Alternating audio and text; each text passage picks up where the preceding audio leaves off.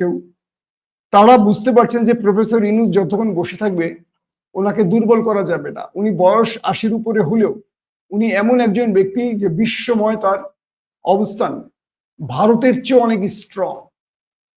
তাই তারা চাচ্ছে একটা দুর্বল সরকার, অর্থাৎ যে সরকার নিজে দুর্বল থাকবে তাকে অল্পতে ভেঙে ফেলা যাবে, হোক সেটা জামাত, হোক সেটা বিএনপি, হোক সেটা এনসিপি। তাই আমাদের দেশের শত্রুরা চাইছে একটা নির্বাচিত সরকার এই মুহূর্তে, যারা ক্ষমতায় আসবে কারো প্রেসক্রিপশনে বা কারো সহযোগিতায়, যাতে তারা দুর্বল থাকবে এবং তাদেরকে দিয়ে তাদের এজেন্ডা বাস্তবায়ন করতে সহজ হবে। পরবর্তী ১, ২, ৩ বা ২.৫ বছরের মধ্যে এই সরকারকে ফেলে দিয়ে তারা আবার আওয়ামী লীগকে এই দেশে দাঁড় করাবে। লিখে রাখেন, এটি হবে। জানি না এটা হবে কিনা চূড়ান্ত ভাবে, যদি আমরা সজাগ থাকি হয়তো হবে না, কিন্তু এটাই তারা চায়।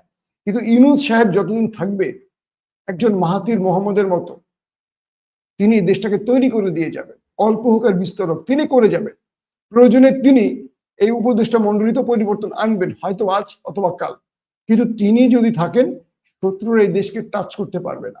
তাই মানবিক করিডোর, হাবিজাবি এই মিথ্যে অভিযোগগুলো